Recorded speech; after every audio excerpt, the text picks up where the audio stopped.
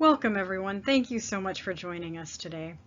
My name is Anna Krahmer and I am from the University of North Texas Libraries and I represent the IFLA News Media section.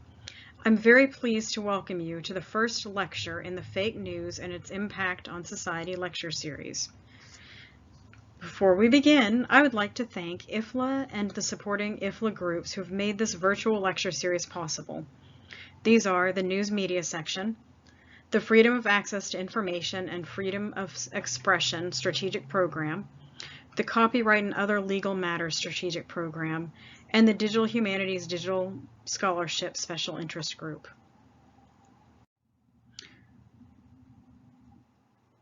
Our two speakers today are Phillip Russell, joining us from the Technological University of Dublin, and Giuseppe Vitiello from the European Bureau of Library, Information and Documentation Associations. Please be aware that this event is being recorded and will be made freely available on the News Media Publications page. We have muted microphones for this event. If you have a question or comment, please post this into the chat box and we will read it for our panelists. Phillip Russell is Deputy Librarian at the Technological University of Dublin, Ireland. He has over 20 years of experience working in the library and information science sector and previously held professional posts at Accenture, Trinity College Dublin, and the Central Bank of Ireland. Phillip is chair of the Library Association of Ireland's Literacies Committee and is a member of the Media Literacy Ireland. He has published widely on the subject of media and information literacy and is a regular contributor to national and international conferences and seminars. Phillip holds a BA in Arts from the University College of Dublin and a Master's of Science in Information and Library Studies from Robert Gordon University in Aberdeen. Today, Eric Chin will conduct a Q&A with Phillip at the end of his presentation. Thank you. Back to you, Phillip. Good afternoon. I'm delighted to be able to speak to the IFLA community today at this fake news lecture series on Ireland's Be Media Smart campaign. I'm going to talk to you about this national media literacy initiative to combat fake news, highlighting some of the key observations, findings, lessons learned, and I will also discuss the key role of Irish libraries in this campaign. So why the Be Media Smart campaign? In 2019, a Reuters digital news report for Ireland revealed over 60% of Irish media consumers are concerned about fake news, a percentage that is higher than the EU average. This international study revealed that Irish people were becoming more aware of the growth of misinformation and the disruption it can cause. Enhancing their digital literacy skills is seen as critical in dealing with the challenges of this evolving media landscape. It was against this background that planning for Be Media Smart began.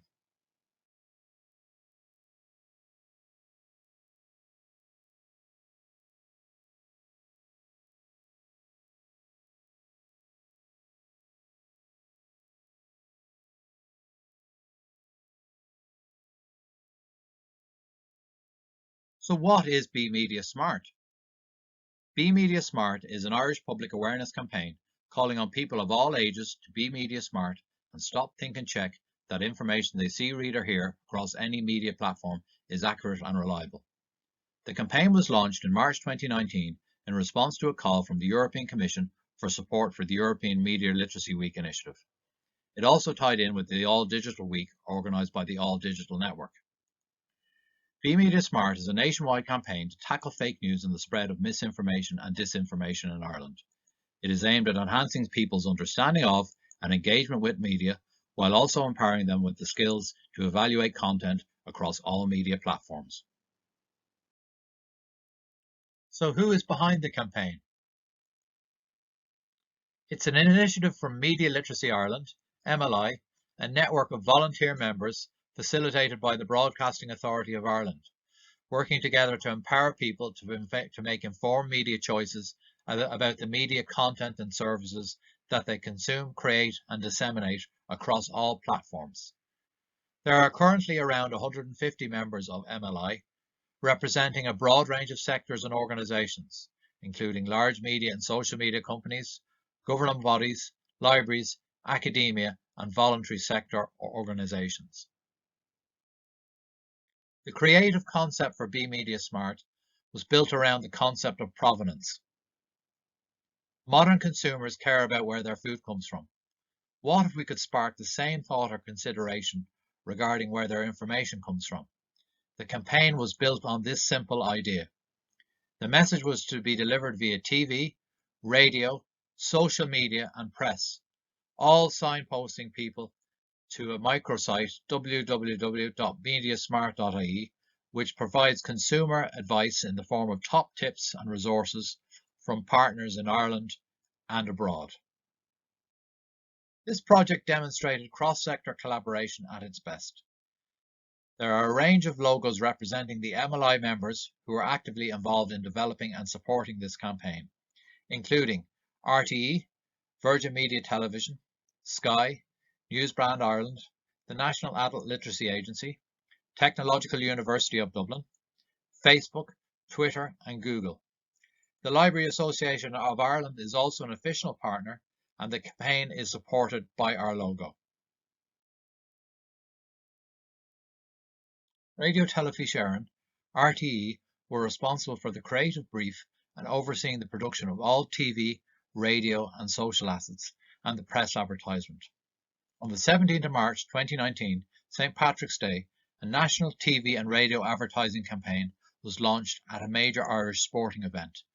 It continued until 7th of April, with TV ads broadcast on RTE, Virgin Media Television, Sky, and Community Television, all for free.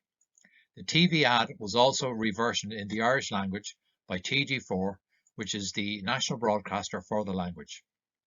Overall, at least 500,000 people viewed the TV ad at least once. RTE also created and made available to members 2 different radio ads, which TV4 also reversioned. The radio ads were distributed across almost every national, local, and community radio station in the country.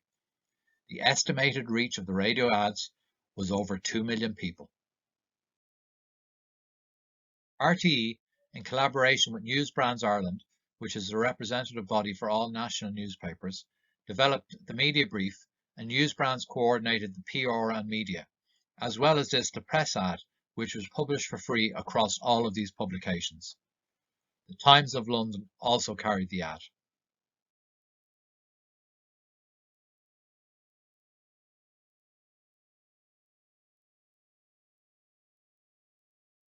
Reinforcing all of this coverage, there is also a social media campaign involving a wide range of MLI members, using the social assets created by RTE and supported by free ad credit from Facebook, Google, and Twitter for all non-profit members of MLI. In terms of social media, it was very difficult to quantify the reach and engagement of social media support due to the challenge of getting comparable statistical information from so many partners. The campaign had, however, due to the challenge of getting comparable statistical information from so many partners. The campaign had, however, a significant social media presence, and the various library sectors were particularly active when it came to social media.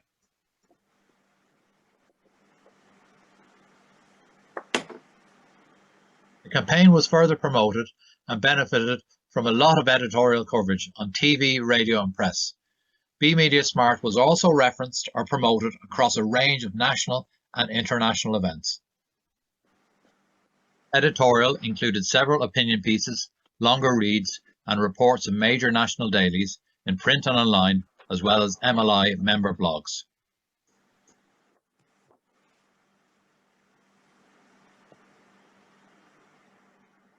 Everything pointed to the Be Media Smart website, which was available on desktop and mobile. This is a simple campaign site which provides easy to understand information for people about how to stop, think and check the veracity of their information. There were 15,000 page views in the first month or so of the campaign. The website contains top tips for tackling misinformation, various resources, and MLI member details. Libraries played a key role in the Be Media Smart campaign. The Library Association of Ireland was approached by Media Literacy Ireland in late 2018 to become a member. The association felt it was a great opportunity for libraries to collaborate in terms of combating fake news and the spread of misinformation. The Library Association's Literacy Committee helped to coordinate the campaign, and all library sectors supported it: public, school, academia, government, and health libraries. 30 to 40 libraries across the country were actively involved in Be Media Smart and promoted it through posters, social media, and their respective websites. The campaign was a high level recognition of the fundamental role of libraries in this area. Libraries have long advocated at national level for the development of information literacy skills, and this campaign helped to put those skills front and centre. The response by Irish librarians to the Be Media Smart campaign and the promotion of these critical thinking skills resonates strongly with IFLA's mission for tackling fake news. Critical thinking is a key skill in media and information literacy, and the mission of libraries is to educate and advocate for its importance. Discussions about fake news has led to a new focus on media literacy and the role of libraries and other education institutions in providing this. At overall level, this nationwide campaign was a huge success. The campaign aired on all major networks in Ireland in both languages, on TV, radio, and the printed press. The campaign also attracted a lot of attention internationally via the European Commission, the Council of Europe, the European Platform for Regulatory Authorities, and the European Broadcasting Union. Every MLI organisation supported the campaign in kind or by funding specific elements. It was estimated that it involved over 140 days of voluntary effort by over 30 MLI members. Funding was, however, very limited. The core funding required to deliver this campaign was less than €20,000. The monetary value of the support that MLI members provided for the Be Media Smart campaign has been estimated at over €380,000. Many lessons were learned during this campaign, which will help to inform any future initiatives. It was agreed that more planning time is needed. General consensus is that 6 to 9 months would be required to run a campaign of this magnitude. Earlier coordination with main partners was another requirement. Libraries only joined the campaign at a very late stage. For any future campaign, there would need to be more coordination of social media activity. This was very much done on an ad hoc basis. Another lesson was the need to develop an evaluation framework and activity capture mechanism to garner the key outputs of the campaign and capture analytical data to measure success and impact. The development of a campaign toolkit for any future campaign was also suggested to include resources, content, and pre-recorded interviews.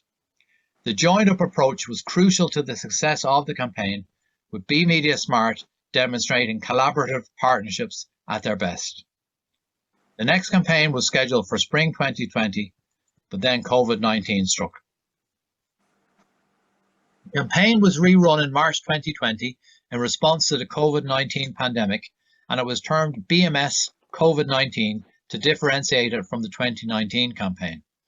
The Be Media Smart message and ads were again circulated via TV, radio, and social media channels, helping to promote the importance of reliable information and encouraging Irish people to stop, think and check.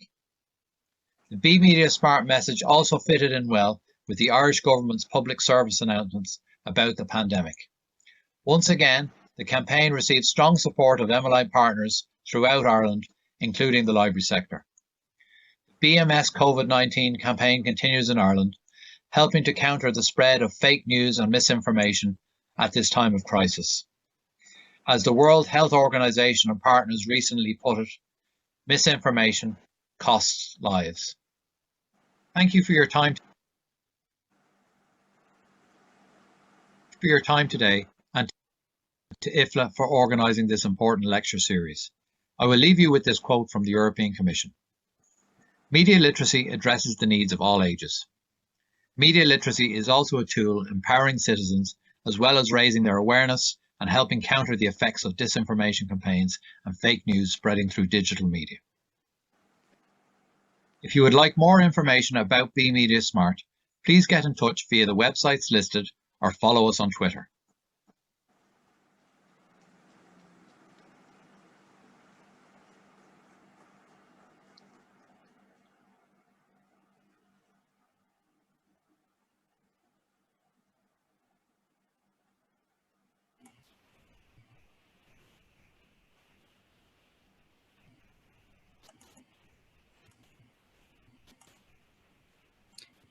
All right. Thank you, Philip. Now over to you. Thanks, Anna. And now we're going to play the TV ad for the Be Media Smart campaign, which was produced by RTE, which is Ireland's national TV and radio broadcaster. Good afternoon.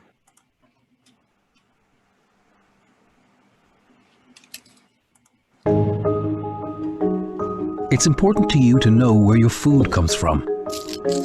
Isn't it just as important to know where your information comes from?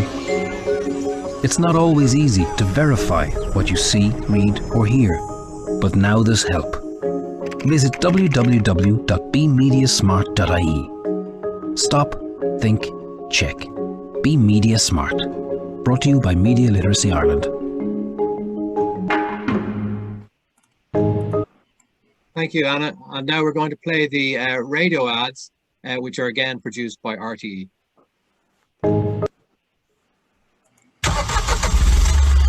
You wouldn't buy a car without knowing its history. So why would you buy a story without knowing who's telling it? Come here and I tell you. It's not always easy to verify what you see, read or hear, but now there's help. Visit www.bemediasmart.ie. Stop, think, check. Be Media Smart. Brought to you by Media Literacy Ireland, supported by your local radio station.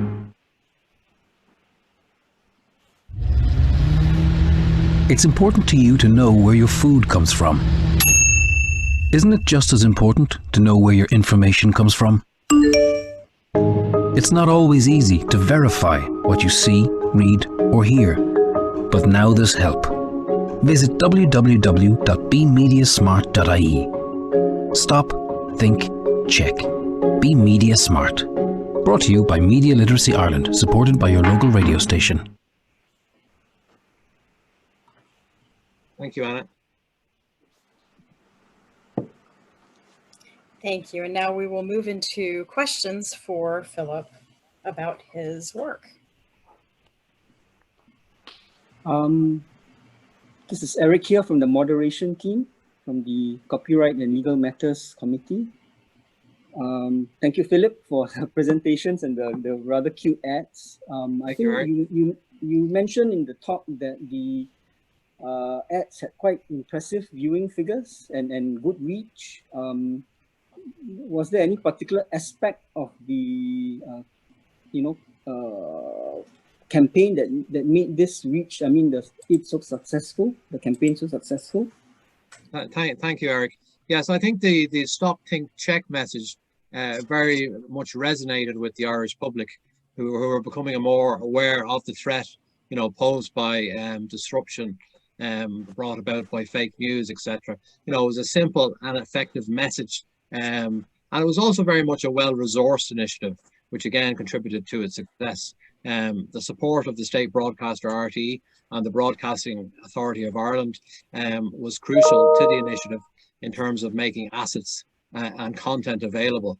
But I think the overall success of the Be Media Smart campaign was that it was a unique nationwide collaboration involving a range of different organisations from different sectors, including libraries, as I've mentioned, coming together to share their time, expertise, knowledge and resources. So really in that regard, it really was exceptional. We achieved a huge amount working collectively. And I suppose the campaign is a good example of organisations working together to achieve something in the absence of a national policy for these media and information literacy competencies.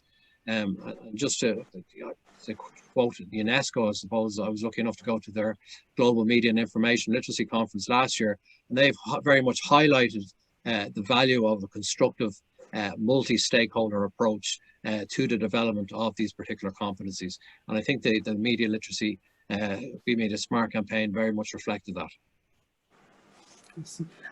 I see a follow-on question, sorry, from the audience about, you did mention that one of the things you all learned was that perhaps there was you needed more ways to perhaps measure the success. I think there's a follow-on question there of are there any?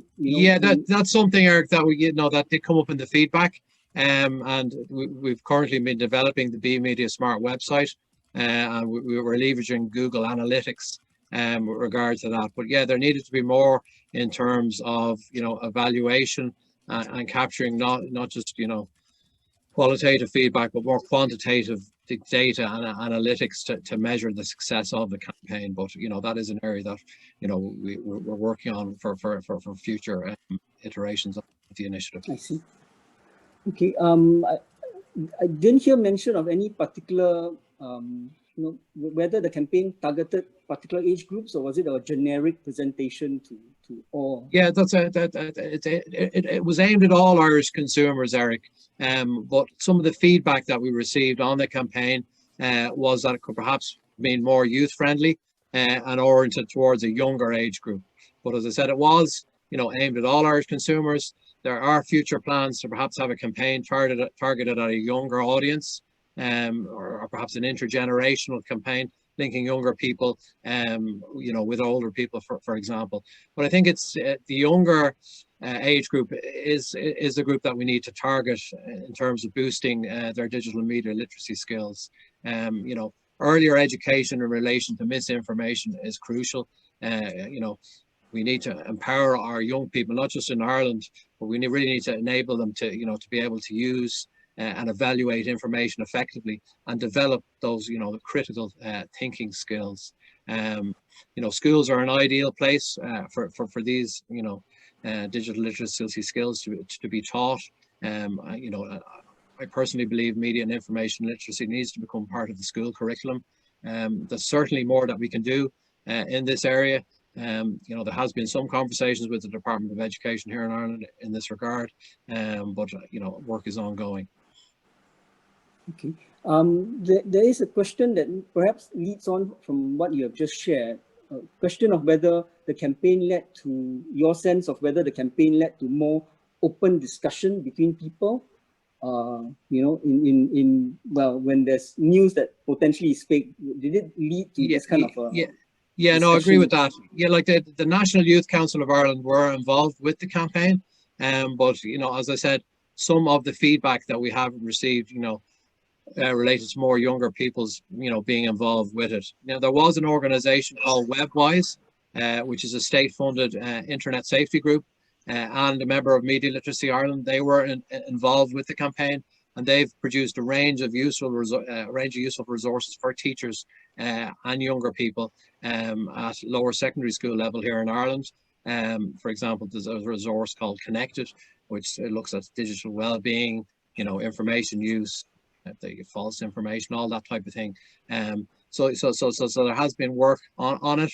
But yeah, no, I agree, for future campaigns we'll be probably looking at targeting, you know, younger age groups. Coming to, I suppose this is an IFLA event, coming to the libraries, I think you did mention that the libraries perhaps came into the campaign a bit late in this particular case, but you also mentioned that the work goes on. So could you share what the libraries are doing in Dublin? Yeah, for sure, yeah. Obviously the Be Media Smart campaign was a great boost for the library sector here in Ireland. It very much increased our visibility, demonstrated our value. You know, we've long been information literacy experts and educators, but really this campaign was a public endorsement of the values of Irish libraries in tackling misinformation. You know, Irish libraries are continuing to tackle and combat the growth of fake news in every library sector. For example, whether it's through programs or initiatives in relation to media and information literacy instruction, or making resources available, for example, IFLA's How to Spot Fake News, infographic, etc. But libraries in Ireland are actively involved with Media Literacy Ireland. There's representation on the steering group and the various working groups. And the Literacies Committee of the Library Association of Ireland is very much involved as well, and advocates strongly for the development of these multi-literacy skills at national level. But I think empowering our citizens, as I mentioned earlier, is really you know, crucial. You know, crucial in terms of making them information literate. There's been a big growth in Irish public library use during COVID-19, and I feel these libraries are a key channel that we can use to educate our citizens in relation to critical thinking and digital literacy skills. Recently, there's been an EU digital media literacy project that IFLA have been involved with, and they've engaged an NGO called Tactical Tech, and they've worked with the Library Association of Ireland in making available via Irish public libraries throughout the country a range of exhibitions, workshops and webinars highlighting online misinformation. And this is, only going to make, citizens in Ireland and further afield, more savvy when it comes to using digital media. So the work is ongoing in regard to every sector in Irish libraries, but there's very much the commitment there to dealing with this whole issue of misinformation and fake news, which has obviously been exacerbated by the COVID-19 situation. I see. Thank you. Just checking in with Anna, our chief moderator. How are we for time for Q&A? We have 5 more minutes. Okay. I don't know whether this throws you a curveball, Philip, but there's a question of whether there was the biggest, fake news in Ireland during the time of the campaign, and whether the campaign, whether there was discussion within that campaign, and did they have to debunk this fake news, so to speak? Well, I think the whole, the fake news in Ireland, I suppose we're lucky here that we don't have a public figure who spreads misinformation. I really feel that misinformation, fake news in Ireland, it wasn't really a big issue going back a year or two ago. But since the COVID-19 pandemic, there's been a lot of sharing of inaccurate information with regard to the pandemic. Fake news going out via various different media platforms such as WhatsApp, etc. And it's really led to proliferation of fake news and misinformation in Ireland. There's been distrust in institutions and authorities as well, which has exacerbated and led to more homegrown misinformation, I suppose, in Ireland. But just going back to what I said earlier on, I think and the Be Media Smart campaign captured this. It's creating that awareness for the public, how to engage effectively with any media content that they're using, engage effectively with it. We create that awareness. You're educating them then to be able to use these resources effectively, and you're creating that sense of empowerment.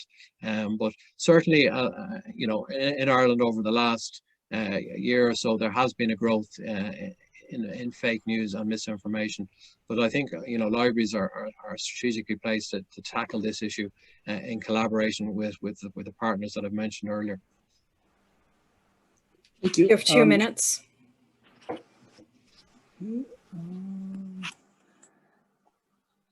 Well, there's perhaps a technical question here. Media literacy, information literacy, this question of whether there are any differences in these technical terms, so to speak. Yeah, I often get asked this question. I like Phillip's definition of information literacy: the ability to retrieve, use and evaluate information effectively. Media literacy is just incorporating then, the engagement with media literacy or with media platforms into that. But I feel, we've been advocating for a long time here in Ireland via the Library Association and other bodies for the development of a national framework which would encompass all literacies, whether it's literacy itself, information literacy, digital and media literacy.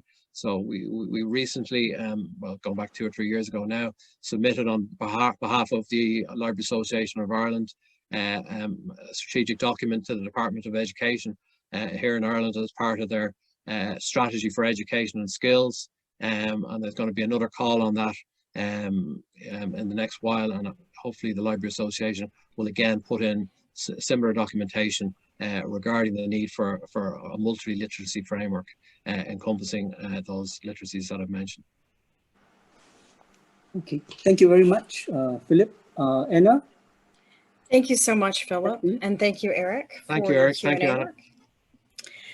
All right, our next presenter today is Giuseppe Vitiello, who will speak with us about assessing the promotion of freedom of expression and free access to information in libraries.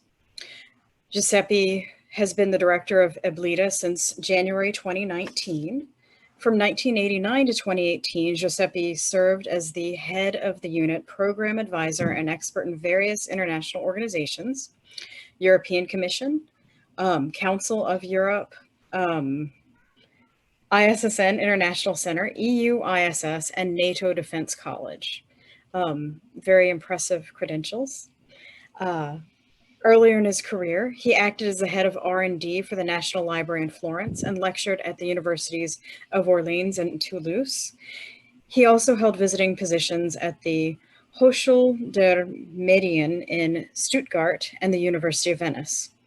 With a master's in political science, international relations, he's postgraduate diplomas in history from Paris and in library science from the School of Administration in Rome. He is the author of 6 books and over 100 articles in library and information science and history of culture, among which a few are dedicated to freedom of expression and freedom of access to information in libraries. Today, Raphaëlle Botz will present a Q&A session with Giuseppe.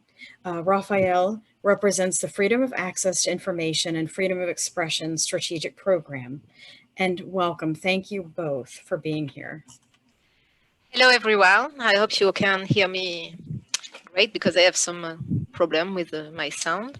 I'm working at NCIB in France, and I'm part of the FAIF committee, as Anna said. So, Giuseppe, I'm very, very happy to receive you here. And let me ask you a first question, maybe, but what is EBLIDA and what is NewsGuard, please? Giuseppe, you are currently muted.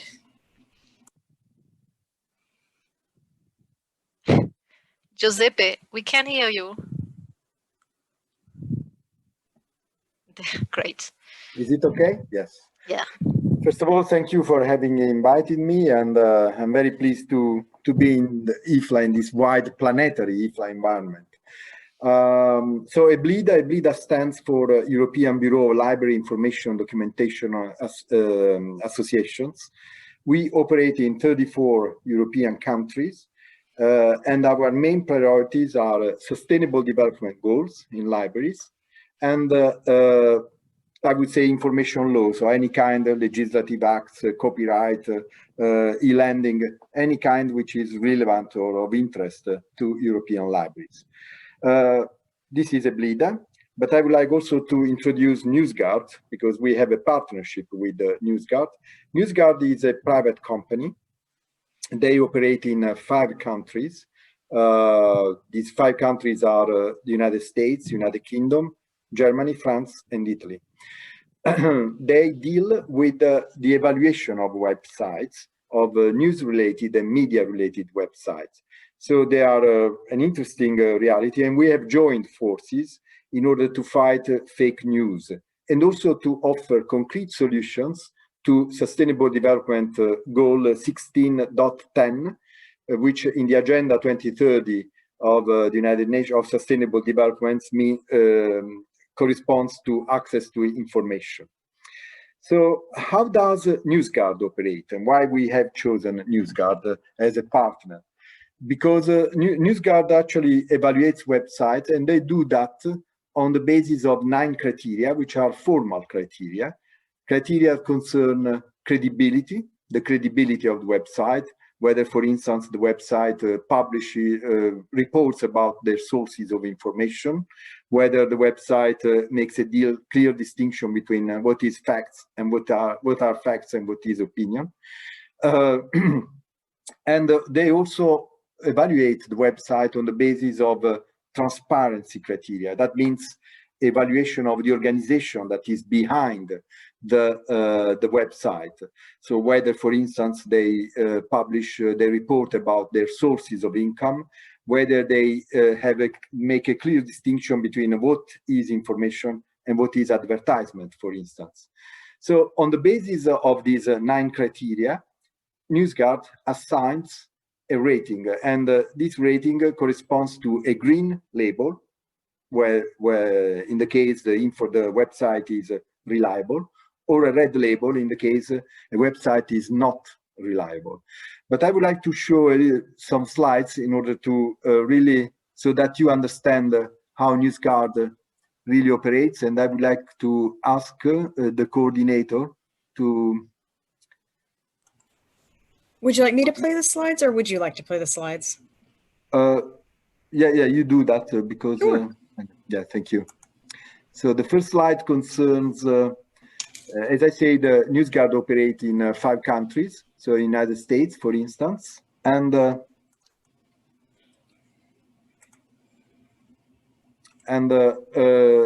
they assign a green label, and yeah, here they are. Sorry. Okay.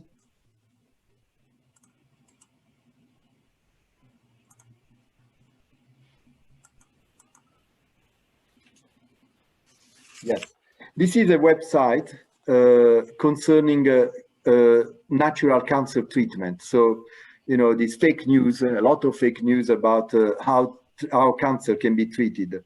And you have these are websites, United States website.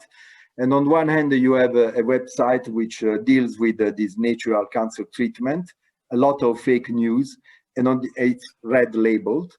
And on the other hand, you have a reliable website, Mayo Clinic, and so they have been rated all right. And when you download the NewsGuard app on your phone, on your tablet, then when you search on Google and you follow into these websites, then they are already labeled.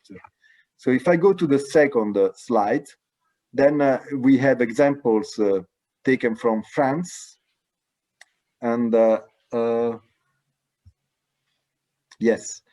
So IVG is a French acronym for interruption volontaire de grossesse. In other words, this is about abortion.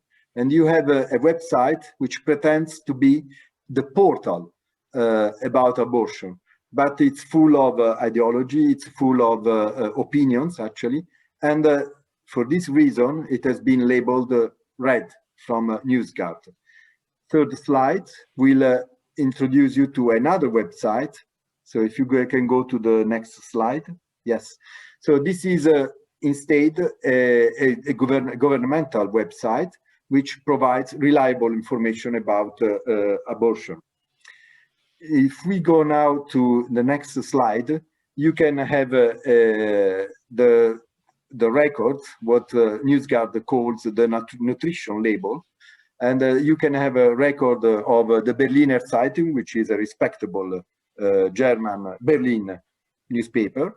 And next slide is about the Berliner Tageszeitung. You know, they imitate very often, this website imitate the titles of the reliable websites.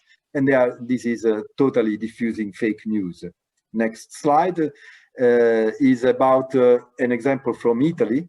And you have a respected television channel in Italy, it's TG24 Sky, but you also have, next slide would show you that you have also a Sky TG24 News. You see, it's always, you know, they pirate, if I can say so, the titles, and this is totally unreliable. So this is how NewsGuard operates. This is very interesting, Giuseppe. Why did EBLIDA, as an NGO, enter into a partnership with NewsGuard, which is a private company? Yeah, yes, it's true. I mean, EBLIDA is a non-governmental organization. NewsGuard is a private company. And so why did we select NewsGuard among the many, actually the many companies that try to regulate this business of fake news, or try to, in a way, to detect fake news? Well, because we share the same ethics of information. In other words, and for 2 reasons, actually. On the one hand, NewsGuard is provided free of charge to libraries, to all libraries. I mean, all libraries in these 5 countries, but also beyond these 5 countries. So I repeat, United States, United Kingdom, France, Germany, and Italy. All libraries can ask to download, to implement NewsGuard in their own library. And this really corresponds to the library business model. In a way, information, of course, NewsGuard sells its product out of a library, so they have subscription fees, but in the library, the product is free. But it's not only an issue of, let's say, the fact that it's convenient for library. It's also because we share the same ethic of information in relation to what should be blocked or whether the information should be available. You know, libraries, generally the library tend to exclude systems that block information, that exclude information. And at least since 1996, from the Communication Decency Act, we are more or less against filtering systems. Even if they may be now much less clumsy than they were 20 years ago, but still we don't like it. NewsGuard, in fact, has the same ethic. What do we like in libraries? I mean, we love saying that libraries are a place where we collect as much information as possible so that people can stop, think, compare the different information, and then check the information. That means to come with an informed judgment on the information they have consulted. This is our let's say, thinking, but there is a problem with this thinking, and the problem is time. Because if you want to stop, think, and check, then you need time. And as Mark Twain used to say at the end of the 19th century, when the lie has traveled around the world, the truth is still putting on its shoes.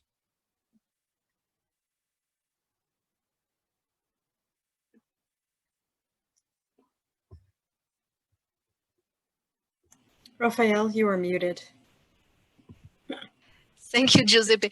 You were announcing that you were talking also about the UN agenda, so 2030 agenda. So could you tell me what is the link between the fight to fake news and the UN 2013 agenda for sustainable development?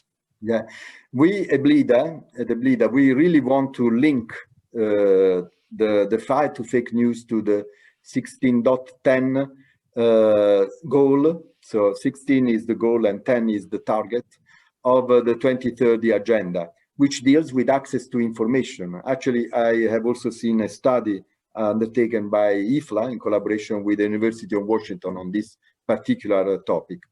But EBLIDA has a quite different approach in relation to IFLA. And before talking about that, I would like to show a video. Actually, we have interviewed one of the most expert diplomats about sustainable development goals, and Ambassador Stefano Stefanile, and I would like to ask the coordinator to launch the video. Ambassador Stefano Stefanile is the Deputy Permanent Representative of Italy to the United Nations, and he's probably, I mean, it's not very common that a diplomat has been working at least 7 years on this topic. So we have asked, as EBLIDA, we have asked him to introduce sustainable development goals. And so what is the background? What are the goals of the sustainable development program?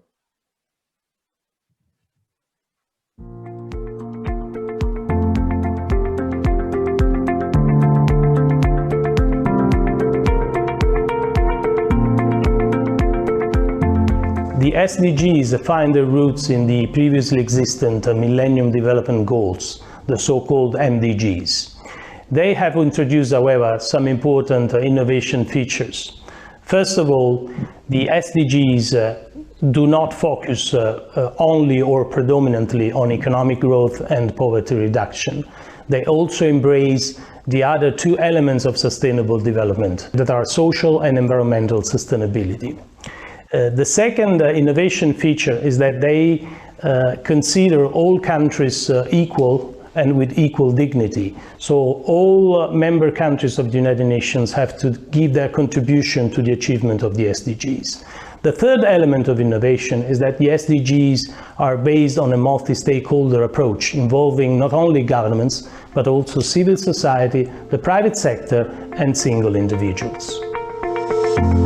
So it would be perhaps longer to expand upon what Ambassador Stefanile said, but I would like to point out that SDGs are very often linked with environmental issues. It's what I would say an unintended effect of the Greta Thunberg. But in fact, SDGs also have an environmental pillar as well as a social and economic pillar, and in particular SDG 1610.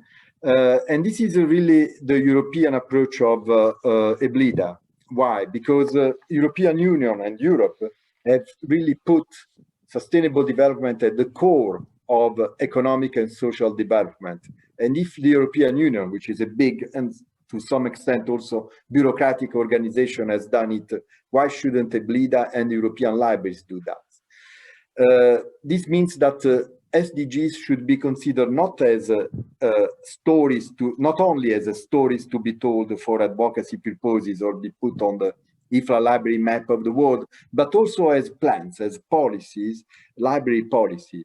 And we have noted with pleasure that several states, several library associations in Spain, in France, in several European countries have already done it. And then the third thing, on which EBLIDA is really working, is measurement. And we have to measure the implementation of SDGs in libraries. So you mean that the EBLIDA approach is measurable, but what do you mean by that exactly? Yeah, it's, you know, when you go to measurement of the outcomes, that's a very, very thorny issue. And in fact, even there are several library impact studies on what is the impact of libraries on the society. But I mean, they have sometimes, I mean, they are not so effective. And but in order to really embark upon a sustainable development, and in particular on access to information, we really need indicators, and we really need to measure the outcomes. And I must say that neither the United Nations program nor the European Union programs, and not even the civil society organizations, are very, very clear or very transparent. Take the United Nations, the SDGs. I mean, they deal with how many journalists, for instance, have been killed because, or tortured because they have expressed freely their opinion, or they deal with indicators, deal with transparency to access to public information. And in Europe, in fact, and this is, we are lucky enough that there are not many journalists that suffer because they express their freedom of expression, they express freely their opinions. And also almost all states, actually, I mean, all states more or less in a better or in a less good way, they make available the information they produce. So if we want to work on websites, we must measure. And that means that we have, as libraries, we have to show, for instance, how many information literacy courses we provide. And we have also to resort to tools like NewsGuard, but also the other tools that you apply in library, to implement in libraries in order to detect fake news. And in order to show how many people are well informed, how you are building up a well-informed citizenry. It's not easy, but at the end of the day, I mean, we must come to the conclusion that to repeat, you know, Mark Twain's words, in Mark Twain's words, we have to be able to detect that the truth and the lie, they travel at the same time, and that's possible with an instrument like NewsGuard.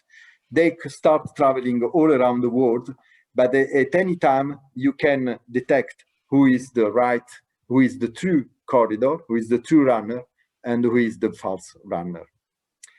I think, I mean, this is the back of my presentation, and I'm very open to answer your questions, both on NewsGuard and both on a EBLIDA approach to this issue of fake news.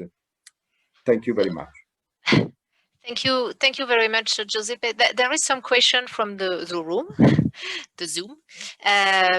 So some of the participants is asking, who pays NewsGuard to be on their whitelist? Yes, it's an interesting question, in fact, and that was the very first question EBLIDA asked. the library program the library program of NewsGuard is paid by Microsoft, at least in its an early stage. But you know, for NewsGuard, libraries are also a way to expand their business. So this is a bit the business model. But anyhow, in the contracts that have been agreed with libraries, they give actually perpetual free access to the NewsGuard products. And there is another question about your program in EBLIDA. You are working with NewsGuard, but do you have in EBLIDA, or what are in EBLIDA the standard to identify whether a new agency website is readable or not? Do you have some other indicator than NewsGuard, or? Well, we have applied NewsGuard to our own publications. I mean, we publish a newsletter. So, and in fact, so this is, let's say, a self-evaluation. And in fact, we have changed our way of publishing the newsletter. We have included the criteria. We fully agree that there are many other systems. In fact, there are also governmental systems to detect fake news.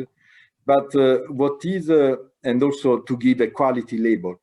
The interesting thing in NewsGuard, and this is why we select NewsGuard as a partner, is that they do not work on content, but they work on the context. So they do not evaluate actually the content, but they evaluate the context through which the content is channeled. And this is part of the ethic information.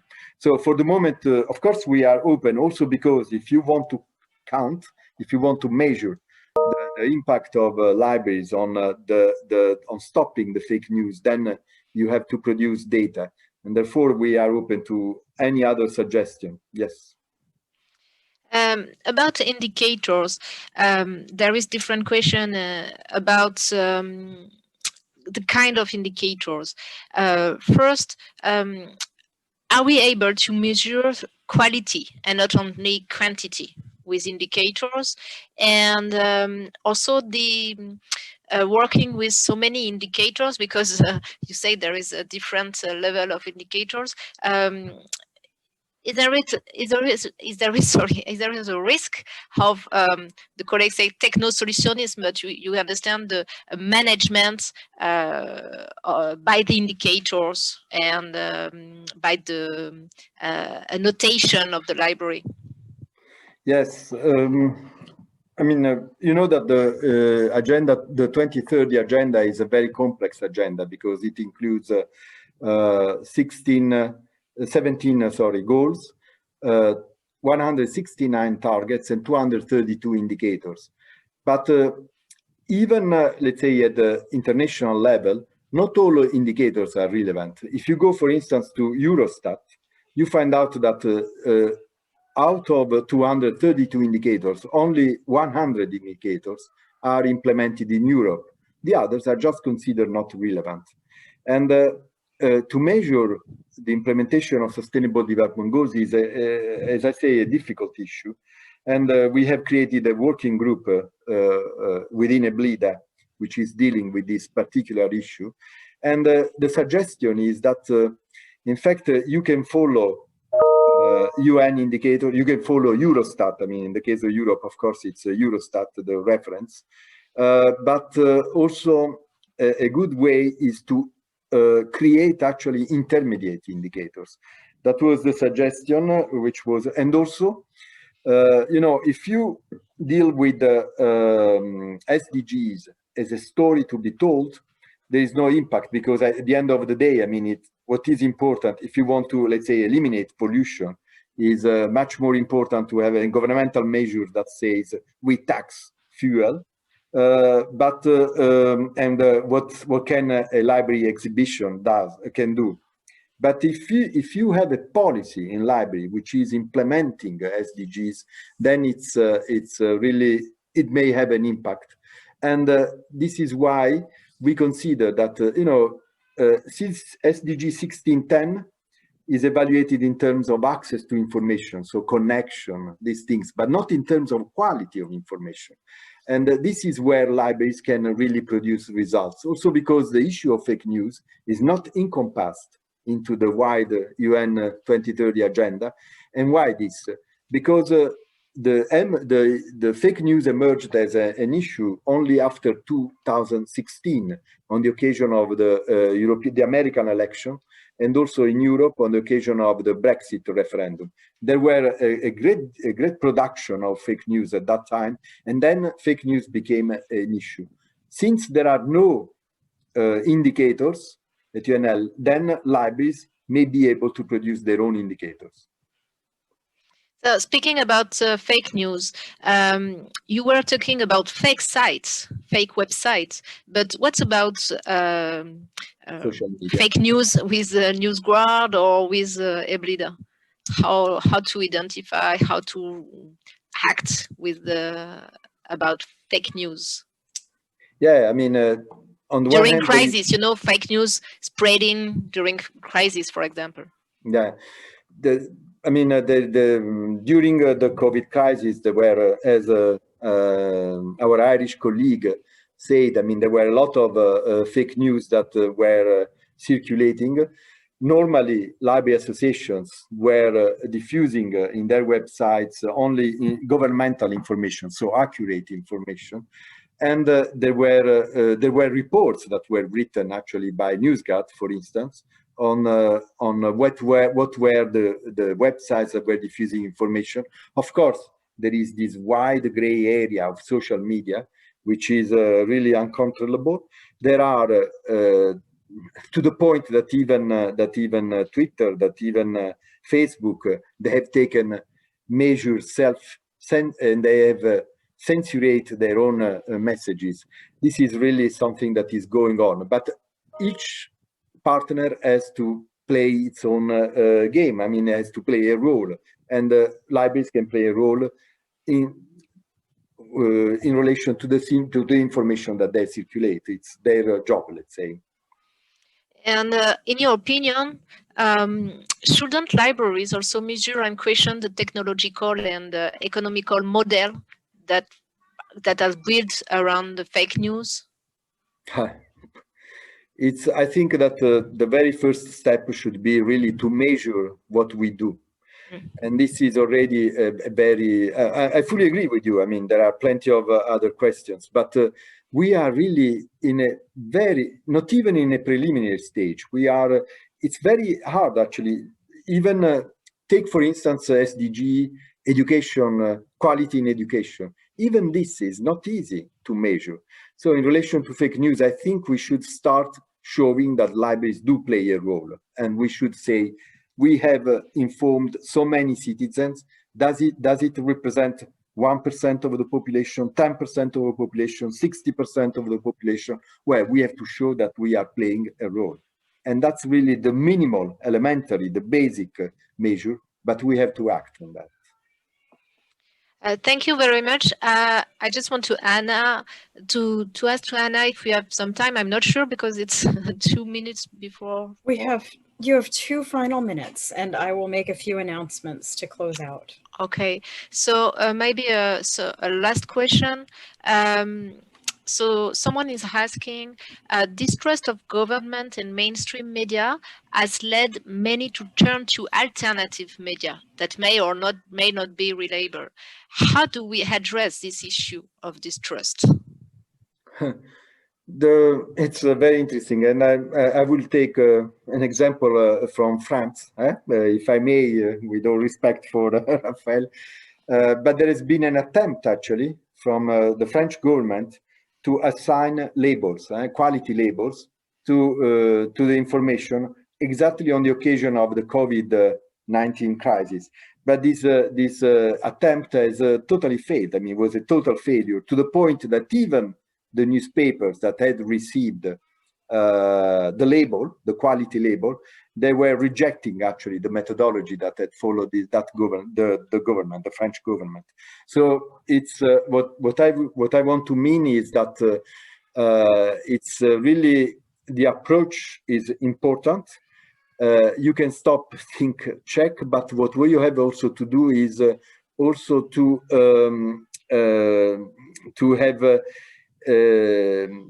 criteria that correspond to formal criteria. It's a little bit, you know, librarians must know that, because after all, when you have a catalog, normally a catalog is in alphabetical order, and this is a very Enlightenment idea, you know, that there is an alphabet, there are no hierarchies among in information, and that's the fact that you are matching formal criteria is very important in order to assess information. Thank you very much. Anna, I'll let you the mic.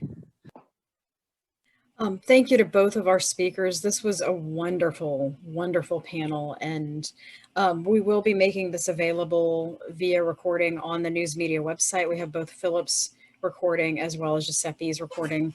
Thank you both very much. We really appreciate having you and appreciate your contribution to this very important topic. You got it. Thank you very much. And I would like to let you know there will be 3 more lectures in this series. On November 18th, we'll have presentations from 3 speakers, Abby, Moore, and Catherine Tingelstad, about presenting around fake news in the digital environment. On January 21st, we will have Catherine Beck, Vishwani Gupta, and Jeffrey Knapp discussing media literacy in the digital age. And on February 8th, 2021, we will have presenters Damian Wong, Sarah Pack, and Victor Mutyev, who will be presenting on library practices in teaching and evaluation of media literacy. To join us for any of these lectures, please visit the IFLA News Media website to register. Thank you, everybody, very much for joining us. We appreciate your attendance, and we look forward to seeing you over the next few months. Have a wonderful rest of your day, and thank you, everybody. Thank you all. Thank you. And bye. very See much. you next. Bye-bye. Bye. Bye. Bye-bye.